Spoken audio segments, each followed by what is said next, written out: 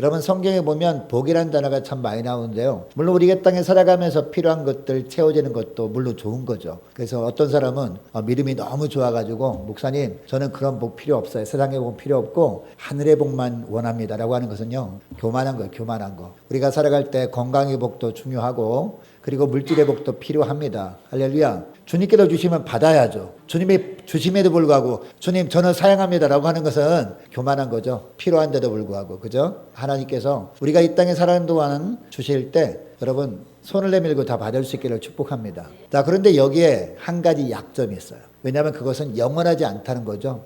영원하지 않아요. 그죠? 그것은 있다가도 없고 하는 거죠. 없다가도 있고 하는 게 이 세상의 복이란 말이에요. 그리고 이 땅을 떠날 때 여러분 이 세상에 하나님이 주셨던 복들을 가지고 가는 사람이 있어요? 다 두고 가야 됩니다. 빈손으로 가야 되는 것이 바로 우리 인간이라는 것이죠. 여러분 그래서 주님께서 우리에게 정말 주길 원하고 주님께서 우리가 간절히 소망하며 살길 원하는 복은 어떤 복이다? 영원토록 없어지지 않을 복을 주님께서 주길 원하시는 거죠. 주님께서 영원토록 가장 귀한 가치로 여기는 것들, 이런 것들을 우리가 소망하며 살길 원하시는 하나님의 줄 믿으시기 바랍니다. 여러분 그 복이 어떤 복이에요? 하늘에 속한 복이겠죠.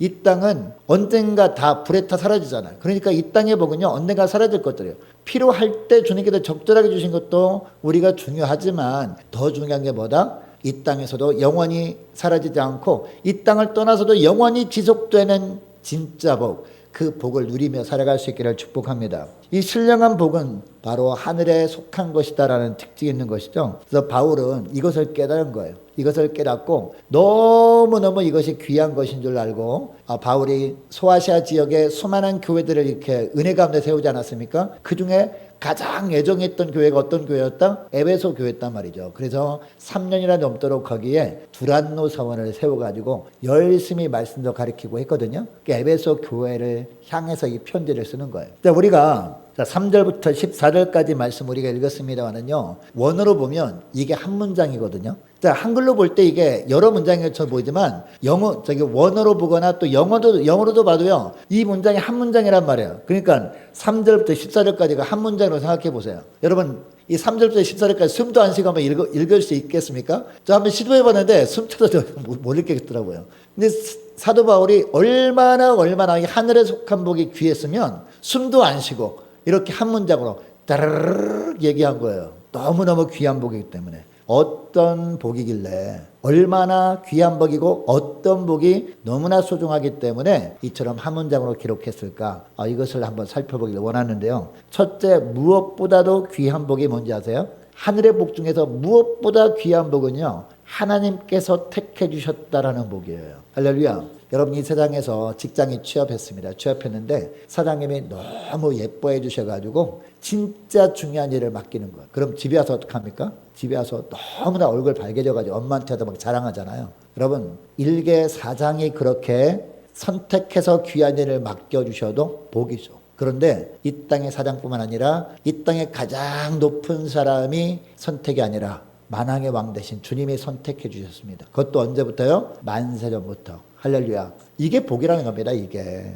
여러분 그러니까 우리가 오늘날 그리스도인이 된 것은요 우연이 아니다, 우연이 아니라는 겁니다. 하나님의 계획 속에서 만세 전부터 우리를 그리스도 안에서 택해 주셔서 때가 되어서 불러주셨기 때문에 우리가 예수 믿게 되었고 하나님의 자녀가 된 줄 믿습니다. 여러분 이것이 4절 5절 말씀인데요. 4절 5절 말씀 우리 함께 읽습니다. 시작. 곧 창세 전에 그리스도 안에서 우리를 택하사 우리로 사랑 안에서 그 앞에 거룩하고 흠이 없게 하시려고 그 기쁘신 뜻대로 우리를 예정하사 예수 그리스도로 말미암아 자기의 아들들이 되게 하셨으니 아멘. 여러분을 예배드리는 모든 분들은 예수 믿었던 시기가 각기 다를 겁니다. 어떤 분은 한 40년 전부터 예수 믿는 분도 있고 또 어떤 분은 10년 전부터 예수 믿는 분도 있고 각기 다를 겁니다. 그러나 언제 예수 믿기 시작했다고 해도 예수 믿어 그리스도인 된 것은 창세 전부터 하나님의 선택과 예정에 의해서 이루어진 것이다. 이것이 복이다. 이 말씀을 하고 있습니다. 여러분 예레미야 1장 5절 말씀도 보면 예레미야가 어떤 고백을 하는지 아십니까? 이런 고백을 해요. 예레미야 1장 5절에 보면 화면에 나오죠. 내가 너를 언제? 모태에 짓기 전에 너를 알았고 그 다음에 내가 배에서 나오기 전에 너를 성별하였고 라고 하고 있습니다. 여러분 이 구절을 보면 하나님께서 언제 선택하고 언제 구별하셨다라고 하고 있습니까? 어머니 뱃속에서 나오기 전에 언제부터? 모태서부터. 다른 말로 하면 하나님께서 창세 전부터 이처럼 성별하셨다 이 말씀을 하고 있는 것이죠. 우리가 예수 그리스도 안에서 구별돼 하나님의 자녀가 된 것은 영원 전부터 하나님의 선택과 무엇으로? 예정으로 되어진 것이다. 이 말씀을 하고 있다는 겁니다. 자, 그러니까 한 영혼, 우리 한 영혼들이 구원을 얻어 꽃 피우기 위해서, 믿음의 꽃을 피우기 위해서 성삼위 하나님께서 태초부터 택하시고 때가 되매 불러서 자녀 삼아 주신 겁니다. 우리가 볼 때는 너무나 오랜 세월처럼 보이죠. 근데 우리 주님 보실 때는요, 바로 어제 선택하실 수도 있는 거거든요. 왜냐? 하나님은 천년이 하루가 같고 하루가 천년이 같으신 분이기 때문에. 하나님은 이 시간과 공간도 창조하신 분 아닙니까? 그죠? 자, 그러니까 우리가 볼 때는 너무 긴 세월처럼 보이지만 주님 보실 때는 아니라는 거죠. 자, 그러나 이 하나님의 선택과 예정과 교리를 적용할 때 우리가 조심해야 될 것이 있습니다. 첫째로 운명론에 빠져서는 안 된다라는 거죠. 모든 것이 하나님의 예정과 계획 가운데 있으면 뭐 나는 아무것도 할 수 것이 없네? 그냥 예수 믿도록 하나님이 예정하신 사람이 있으면 때가 되면 믿겠지. 내가 뭐 전도할 필요가 있어? 라고 생각할 수 있거든요. 자, 그렇게 우리가 운명론에 빠지면 안 된다라는 것이죠. 그리고 특별히 우리 자녀들도 믿음이 없는 자녀들 뭐 알아서 그냥 하나님의 때가 되면 믿게 하시겠지. 하나님이 예정된 백성이라면 언젠가는 뭐 주님이 때가 되면 예수님 믿게 될 것이고 뭐 아니면 뭐 하는 수 없고 그러면 안 된다는 겁니다. 예정론에 빠져서 안 된다는 겁니다. 다른 사람에게 적용할 때 어떻게 해야 돼요? 부정적인 적용이 아니라 긍정적인 적용을 해야 된다는 것이죠. 여러분 물론 하나님께서 창세 전부터 택하시고 예정하시는 거 맞습니다. 그런데 그 사람이 주님이 때가 되잖아요. 그러면은 그 사람이 어떤 과정을 통해서 예수 믿게 하실까요? 전하는 사람이 없으면 그 사람이 복음을 들을 수 있습니까? 들을 수 없잖아요. 그죠? 전하는 사람이 있기 때문에 그 사람의 복음을 듣고 예수님께 나오는 건 아니겠습니까? 근데 그 전하는 사람이 누구냐고요? 먼저 있는 우리일 수 있다라는 것이죠. 그래서 우리는 어떻게 해야 돼요? 저 사람이 창세전부터 택함 받은 백성일 수 있어. 그죠? 만약 그렇다면 하나님께서 저 사람의 마음의 문을 열어주실 때 내가 하나님의 도구가 돼야 되겠다. 이게 뭐다? 이게 전도라는 겁니다. 할렐루야. 자, 그래서 우리가 전도할 때 열매를 맺지 못했다고 우리가 좌절할 필요가 있습니까? 우리가 낙심할 필요가 없다라는 것이죠. 왜냐하면 하나님의 때가 안 됐구나라고 우리가 생각하면 되는 것이죠. 그죠? 그래서 우리가 전도할 때면 이렇게 되는 거죠. 저 사람이 아직 복음을 받아들이지는 않았지만 하나님의 섭리 속에 선택받은 사람일 수 있기 때문에 내가 저 사람에게 복음을 증가하는 것을 결코 포기하면 안 되겠다. 이렇게 생각할 수 있어야 된다는 것이죠. 여러분 땅에 우리가 씨를 뿌려봐야 그 땅이 좋은 땅인지 아닌지 알 거 아니겠습니까? 그 땅이 뭐 비옥한 토지인지 아닌지 일단 씨를 뿌려봐야 알 것 아니겠습니까? 그죠? 그래서 우리가 전도하는 겁니다. 여러분 하나님께서 우리를 선택해서 구원해 주시고 하나님의 자녀 삼아 주신 것은 중요한 뜻이 있는데요. 그 뜻이 6절 말씀에 나오죠. 6절의 말씀 함께 읽습니다. 시작. 이는 그가 사랑하시는 자 안에서 우리에게 거저 주시는 바 그의 은혜의 영광을 어떻게 하려고? 찬송하게 하려는 것이라 라고 하고 있습니다. 하나님께서 우리에게 정말 바라시는 것이 있다면 뭐냐? 우선적으로 하나님의 구원의 은혜 기쁨을 받아들이고 그 은혜에 대해서 감사하면서 그 하나님을 찬양하게 하려고 우리를 구원해 주셨다. 이 말씀을 하는 거죠. 어떤 행위보다도 하나님은요, 우선 무엇을 받길 원하신다? 찬양을 받길 원하신다. 이 말씀을 하는 겁니다. 무엇에 대한 찬양? 주님께서 창세 전부터 선택하시고 예정하시고 구원해 주신 은혜, 이 은혜에 대한 찬양을 받길 원하신다라는 겁니다. 여러분 복음서에 보면 예수님께서 제자들을 선택하셔서 세우실 때도요, 목적이 있었기 때문에 선택하시고 세우시거든요. 그 목적이 뭐냐? 가서 항상 열매를 맺게 하시려고. 자, 요한복음 15장 16절 말씀 보시기 바랍니다. 자, 요한복음 15장 16절 말씀 보니까 너희가 나를 택한 것이 아니오라고 합니다. 무슨 얘기냐? 제자들이 이제 수많은 스승들 중에서 예수님이라는 스승을 선택해서 예수님께 나온 것이 아니다라는 것이죠. 내가 너희를 택하여 세웠나니 라고 말씀하고 있습니다. 이는 너희로 가서 열매 맺게 하고 또 너희 열매가 항상 있게 하여 내 이름으로 아버지께 무엇을 구하든지 다 받게 하려 함이라. 이런 목적으로 우리 예수님께서 제자들을 불러서 제자 삼아 주셨다라는 것입니다. 여러분 이것은요 제자들이 주님 안에 그리고 기도와 말씀을 통해서 주 안에 머무는 삶을 통해서 풍성한 열매가 열리게 하는 목적을 위해서 제자를 불러주셨다라는 겁니다. 여러분 우리가 열매 맺기도 어떻게 해야 돼요? 열매 맺기 위해서는 주님 안에 거해야 됩니다. 이것이 포도나무와 가지 비유거든요. 우리는 포도나무 가지죠. 예수님은 포도나무죠. 자, 포도나무 가지가 열매 풍성히 맺히는 가지가 되려면 어떻게 해야 돼요? 포도나무에 붙어 있어야 되죠. 포도나무에 붙어 있어야 포도나무 뿌리로부터 양분이 쫙 공급되어져서 그죠? 가지에 양분이 공급되어야 이제 싱싱한 열매를 맺힐 건 아니겠습니까? 할렐루야. 바로 그 말씀이죠. 자, 또한 에베소서 2장 10절 말씀도 보니까요. 자, 2장 10절 말씀 보시기 바랍니다. 우리가 읽지는 않습니다만은 우리가 다음 시간에 살펴볼 겁니다만은 미리 보면 10절 보세요. 2장 10절. 우리는 그가 만드신 바라 그리스도 예수 안에서 그 다음에 무엇을 위해서? 선한 일을 위하여 지으심을 받은 자니 이 일은 하나님이 전에 예비하사 우리로 그 가운데 행하게 하려 하심이니라 라고 하고 있습니다. 여러분 여기서 말하는 선한 일은 어떤 걸 말할까요? 우리가 볼 때 선한 일이 아닙니다. 하나님이 보실 때 선한 일이에요. 하나님이 볼 때 선한 일이 어떤 겁니까? 빌립보서 1장 15절 말씀에 의하면 그리스도의 복음을 증가하는 일에 동참하는 걸 말하는 거죠. 조금 전에 말씀드린 것처럼 물론 우리가 구원받는 것은요 하나님께서 만세전부터 택해 주셨기 때문에 구원받은 거죠. 그런데 그 사람이 만세전부터 택함 받은 사람일 수 있기 때문에 우리가 가서 복음을 전하는 거예요. 이것이 하나님 보시기에 선한 일이다. 이것을 위해서 주님이 우리를 선택하셨다라는 겁니다. 여러분 하나님께서 창세전에 택해서 불러주시고 하나님이 자녀 삼아주신 것에 대해서 감사하면서 그 은혜를 찬송하며 살아갈 수 있기를 원합니다. 그리고 그 감사가 선한 열매로 나타나는 복된 한 주간이 될 수 있기를 축복합니다. 자, 그리고 둘째로 정말 사도 바울이 말하는 하늘에 속한 복, 너무너무 귀한 복이 또 뭐냐? 죄사함의 축복이라는 겁니다. 즉 이게 뭐냐? 예수 그리스도의 피로 이룬 구속의 은혜, 바로 이것이 무엇보다 너무너무 귀한 복이다 라고 말씀하고 있습니다. 자, 7절 말씀이에요. 자, 7절 말씀 보시기 바랍니다. 우리는부터 우리 같이 읽습니다. 시작. 우리는 그리스도 안에서 그의 은혜의 풍성함을 따라 그의 피로 말미암아 속량 곧 죄사함을 받았느니라. 아멘. 여러분 여기 보니까 그의 피로 말미암아 라고 하고 있습니다. 그의 피는 누구의 피?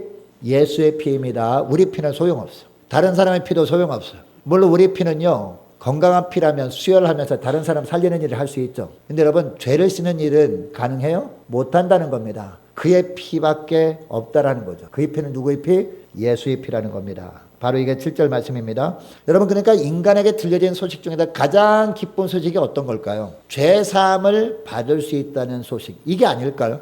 모든 인간은 죄를 범했고 죄 삭은 뭐기 때문에 사망이잖아요. 사망. 모든 사람이 다 사망이라는 거죠. 이 죄의 문제를 해결하지 못하기 때문에 자유함이 없는 거예요. 그리고 기쁨도 없는 겁니다. 여러분 많은 사람들이 오늘날 우울증에 시달리고 있다고 하죠. 그죠? 우울증에 시달리고 있어가지고 오늘날 병원 중에서 제일 잘 되는 병원이 어딘지 아세요? 신경정신과 의원이 너무너무 잘 된대요. 그래서 이제 그 의사들 있잖아요. 의사 지망생들 의대 들어가면요. 이 정신의학과 지원하는 친구들이 너무너무 많아지고 있다고 합니다. 왜냐하면 앞으로 AI 시대잖아요. 그러면 점점 더 잘 될 것 같다고 그런 얘기를 하더라고요. 그 이유가 뭔지 아세요? 이 죄의 문제가 해결되지 않았기 때문에 우울증이 찾아오는 거거든요. 기쁨도 없고 아무런 소망이 없는 거예요. 겉으로 볼 때는 막 웃고 지내니까 잘 지내나 보다라고 하죠. 근데 그 사람이 퇴근하고 일을 열심히 한 다음에 집에 돌아오는 버스 안에서 표정 보면 완전히 달라지는 거예요. 사람들 앞에서 웃는 것처럼 보이지만 아무도 보지 않는 자기 혼자 있을 땐 정말 생명이 없는 것 같은 얼굴 표정을 하고 산대요. 내가 왜 사나? 이런 의미 없는 삶을 왜 사나? 이런 생각들을 하고 산다는 겁니다. 여러분 죄로 인해서 몇 년 아니 평생 동안 감옥에 갇혀 있는 사람을 생각해 보자고요. 평생 동안 이 죄 때문에 무기징역형을 선고받았다고 생각을 해보자고요. 이 사람에게 가장 기쁜 소식이 뭘까요?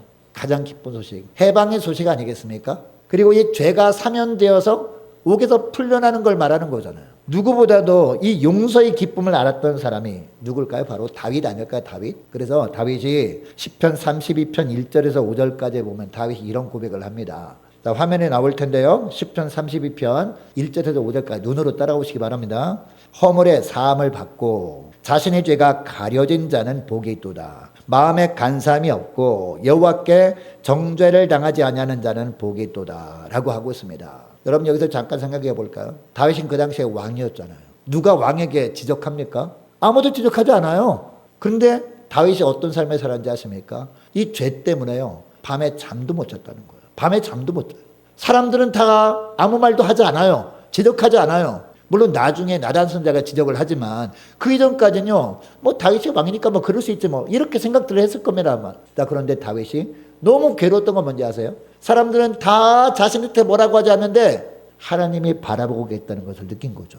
하나님이 자기 마음속까지 다 꿰뚫어 보겠다는 것을 안 거죠. 그러니까 그다음부터는 밤에 잠이 오지 않은 거예요. 너무 괴로워가지고 막 얼굴이 막 변하고 막 그러지 않았겠어요? 피곤에 쩔어서 살지 않았겠습니까? 근데 어느 날 나단 선자를 하나님이 보내신 거죠. 나단 선자가 죄를 딱 지적하잖아. 그때 회개하죠. 다윗이 회개하고 죄를 사함받았다는 느낌이 딱 왔을 때 너무너무 기뻐한 거야. 이제 살았다. 이제야 살았다. 이렇게 하지 않았을까요? 할렐루야. 물론 그 죄로 말미암아 밧세바가 첫째 잉태한 그 아들은 죽죠. 하나님의 생명을 데려가시죠. 그래서 죄를 사해 주시고 물론 이 죄로 인해서 본인이 이 땅에 있는 동안에 받아야 될 형벌이 있긴 했습니다. 그런데 영적으로 죄사함 받은 이 은혜가 너무나 큰 거예요. 그래서 계속 고백하잖아요. 내가 입을 열지 아니할 때 종일 신음했대. 종일 신음하며 그 다음에 어떻게 했어요? 내 뼈가 쇠하였도다. 주의 손이 주야로 나를 누르시오니 내 진액이 빠져서 여름 가뭄에 마름같이 되었다. 여러분 날마다 잠 못 자는 고통 한번 겪어본 적 있습니까? 어떤 사람은 그런 이야기를 하더라고요. 미쳐버릴 것 같더라고. 진짜로. 아무리 먹어도 살이 쫙쫙 빠지는 거예요. 뼈만 남는 거예요. 피골이 상접한 거예요. 이런 모습을 겪은 거예요. 이런 삶을. 그 다음에 뭐라고 합니까? 내가 이르기를 내 허물을 여호와께 자복하리라 하고 주께 내 죄를 아려고 내 죄악을 숨기지 아니하였더니 곧 주께서 내 죄악을 사하셨나이다. 이게 바로 딱 그거거든요. 하나님이 보내신 나단 선자에게 죄를 자백하고 나니까 하나님이 내 죄를 사해 주셨는데 너무너무 감사하고 너무 기뻤던 거예요. 그날부터 어떻게 했을까요? 잠잘 때 두 다리 쫙 뻗고 잠을 잔 거예요. 할렐루야. 꿀잠을 잔 거예요. 꿀잠을. 그게 얼마나 감사합니까? 여러분 죄는 불과 같다라는 이야기가 있습니다. 이 죄는요 너무나 뜨겁기 때문에 결코 붙잡을 수 있어요? 죄는 붙잡을 수 없다라는 거죠. 그리고 죄를 품고 있으면 어때요? 이 죄가 내 생을 다 불태워버린다는 거죠. 이 죄에 사로잡힌 게 그만큼 끔찍한 거예요. 죄를 품으면 결국엔 그 죄에 의해서 불살려져 버려서 멸망당하게 된다는 겁니다. 그래서 이 죄는 어떻게 해야 돼요? 빨리 씻음 받고 죄 사함의 은총을 받아야 된다라는 거죠. 그런데 죄를 씻는 유일한 길이 뭐밖에 없다? 그의 피밖에 없다고요. 그의 피. 누구의 피?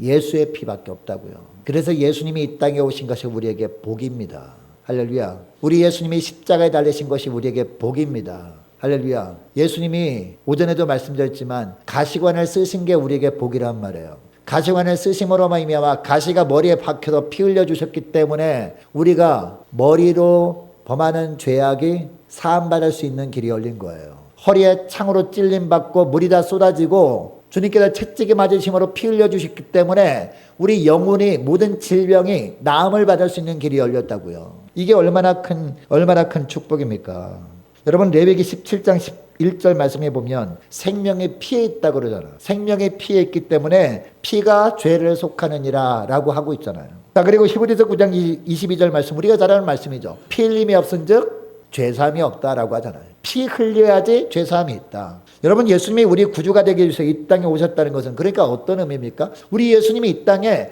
우리처럼 피를 흘릴 수 있는 육신을 가지고 오셨다는 것이 얼마나 은혜가 되는지 몰라요. 그 피를 흘릴 수 있는 육신을 가진 채 이 땅에 오셔서 주님께서 아무런 죄도 없는 제물이 되어주셨기 때문에 순수한 제물이 되어주시고 십자가의 제물로 드려졌기 때문에 우리에게 살 길이 열린 거예요. 여러분 이것이 죄사함의 은혜라는 겁니다. 이것이 무엇보다 우리에게 가장 귀한 은혜다. 가장 귀한 복이다라고 말씀하고 있다는 것이죠. 그리고 또 하나 셋째 마지막 하나예요. 어떤 복이냐? 바로 성령의 인치심을 받은 복입니다. 자, 13절 14절 말씀이에요.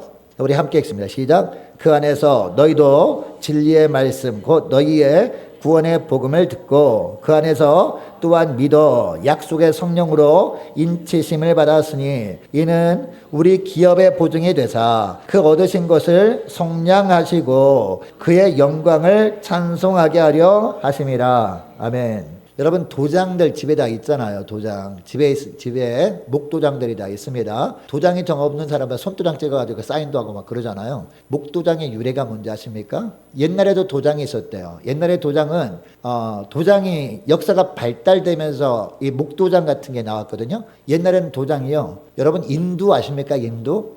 젊은 사람들은 모를 수 있지만 옛날에는 인두 있잖아요. 옷 다릴 때 이렇게 인두로 이렇게 다리잖아요. 이게 인두가 도장이었대요. 자, 그래서 오늘날은 도장 찍을 때 빨간 인주에다가 딱 찍어서 도장 찍잖아요. 옛날엔 그러지 않고 불 있잖아요. 불에 이렇게 뜨겁게 한 다음에 인두로 딱 도장을 찍었대요. 어디 찍었을까요? 짐승들 엉덩이에 찍었대요. 엉덩이에. 그리고 노예들 있잖아요. 노예들 어깨 이런 데 찍었다고 합니다. 그러면 뜨거운 불, 아주 뜨겁게 벌겋게 달인 인두 있잖아요. 인두로 딱 하면 으악 할 거 아닙니까? 인두로 지지는 거예요. 왜 지질까요? 소유권을 나타내기 위해서.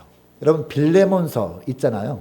빌레몬서. 바울 서신 아닙니까? 빌레몬서에 보면 오네시모라는 노예가 있잖아요. 이 노예가 로마에 갔다가 어떤 잘못을 범해가지고 이제 감옥에 들어가죠. 근데 감옥에 들어갔는데 거기서 공교롭게도 바울을 만난 거죠. 바울을 만나서 이제 복음을 듣고 예수님의 제자가 됐는데, 근데 가만히 보니까 여기에 어깨에 뭐 이상하고 동그란 게 있는 거예요. 그 봤더니 이제 그게 인두로 지진 도장을 찍은 거래요. 그래서 봤더니 누구의 노예라는 걸 알게 돼요.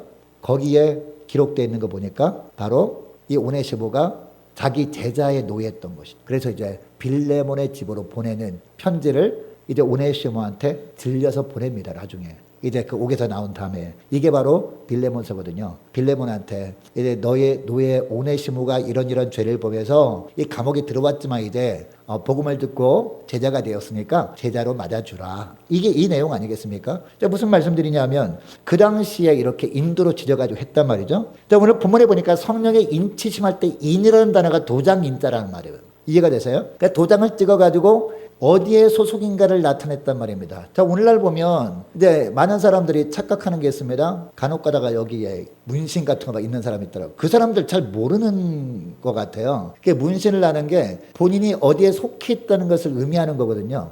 간혹 가다가 건달들 저기 등에다가 막 호랑이 문신 그리고 무슨 뱀 문신만 하는 사람들 있잖아. 그게 어디에 속해 있다는 걸 나타내는 거거든요. 그래서 우리는 잘 모르지만 그 사람들은요, 문신 딱 보면 어느 파인가 안 돼요. 안양의 중앙시장파, 어디 평촌파 이렇게 다 안다는 거죠. 예. 그 똑같은 호랑이 문신도 옆에 뭐가 있냐에 따라 들리대요. 그래서 소속감이 있는 거예요. 그래서 어떤 사람이 착각합니다. 좀 세 보이기 위해서 문신한다 그러는데 아닙니다. 그 문신하는 것은 어디 파도 속해 있지 않으면 나 자신 파라고 하는 걸 주장하는 거거든요. 그러니까 예수 믿는 사람은 여러분 문신하면 됩니까 안 됩니까? 안 되는 거죠. 왜요? 성령의 인치심을 받아서 하나님의 소유가 되었는데 아니 무슨 문신이 필요합니까? 성령의 인치심을 받은 사람인데. 할렐루야. 여러분 예수 믿는 순간부터 성령께서 우리 안에 거하십니다. 이게 성령의 인치심이거든요. 한번 성령의 인치심을 받은 사람은 성령께서 떠나십니까? 떠나지도 아니하십니다. 버리십니까?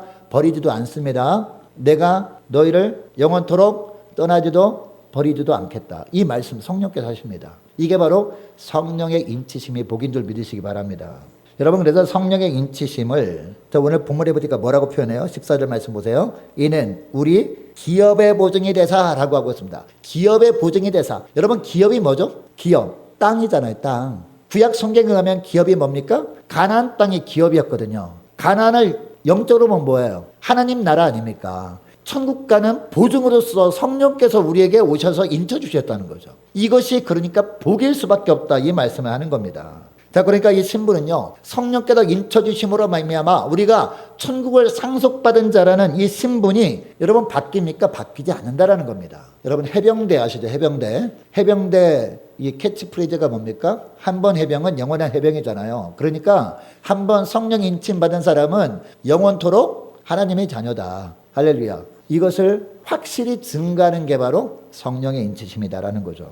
여러분, 성령을 또 뭐라고 합니까? 다른 보혜사라고 하잖아요. 여러분, 보혜사만 누구를 말하죠? 예수님을 의미하는 거잖아요. 보혜사는 우리를 돕는 분. 우리 예수님이 우리를 돕는 분인데 다른 보혜사는 뭡니까? 바로 성령을 의미하는 거죠. 보혜사는 어떤 존재예요? 항상 함께 하시는 존재이고, 그리고 항상 바른 길로 인도하시고, 항상 진리만을 가르치시고, 그리고 항상 위로하고 도우시는 분이 바로 보혜사거든요. 성령께서 우리의 보혜사 되는 줄 믿으시기 바랍니다. 자, 그래서 성령은요, 우리의 보혜사이기 때문에 우리를 거듭나게 하시고, 능력도 주시고, 은사도 주시고, 또 주님을 닮은 성품으로 빚어 가시는 것까지 우리와 합력하여 도우시는 분이란 말이에요. 이게 바로 보혜사 성령님이십니다. 그 보혜사 성령께서 우리 안에 거하세요. 이게 바로 성령의 인치심의 복인 줄 믿으시기 바랍니다.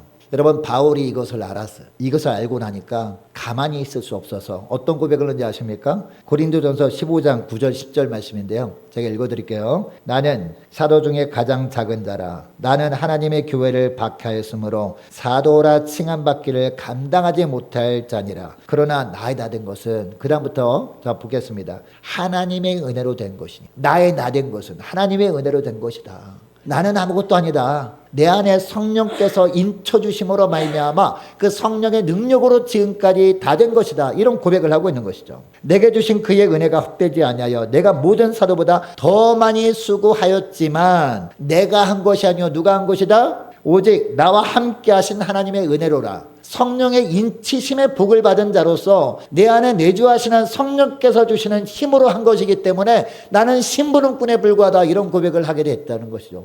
이런 복을 알았기 때문에. 여러분, 우리가 교회에서 또 우리가 연초에 여러 가지 또 일들을 맡지 않았습니까? 각자가 그 일을 맡을 때 여러분이 하는 게 아닙니다. 내가 하는 것이 아니에요.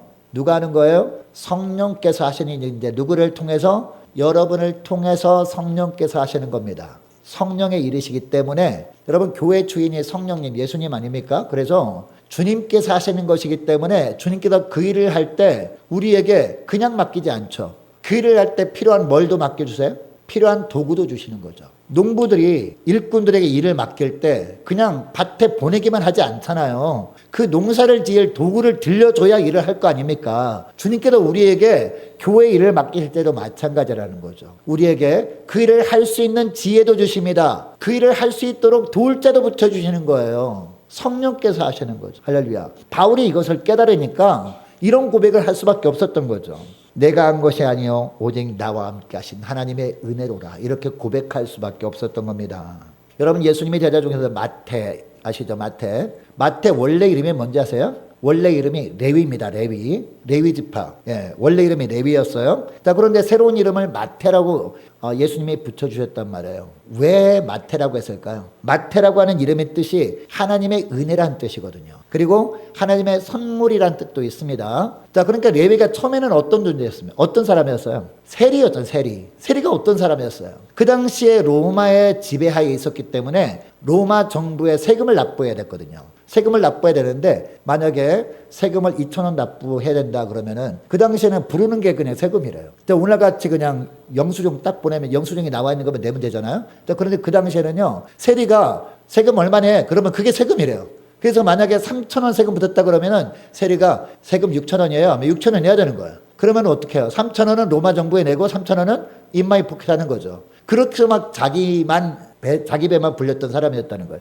이렇게 살다가 주님을 만났는데 주님이 어떤 분입니까? 주님은 의인을 부르러 오신 분이 아니잖아요. 죄인을 불러 구원을 베풀기 위해서 오신 분이잖아요. 이 예수님을 만나고 변화가 된 겁니다. 자기가 세리이기 때문에 그 당시 유대인들은요, 세리에 이렇게 하는 걸 다 알고 있었어요. 그래서 세리를요 죄인들하고 여기고 그냥 인간 취급도 하지 않았던 거예요. 친구 삼지 않았던 거예요. 가까이 하지도 않았던 겁니다. 그런데 예수님이 자기를 만나 주신 거예요. 자기를 만나주시고 자기에게 말씀도 가르쳐주시고 자기를 친구 삼아주시고 변화시켜준 겁니다. 말씀을 통해서. 이게 너무 감사해가지고 이제는 이름도 이제는 레위라 하지 않고 뭘로? 마태라고 이렇게 사람들에게 부르게 했다는 겁니다. 물론 예수님이 이름을 지어줬지만.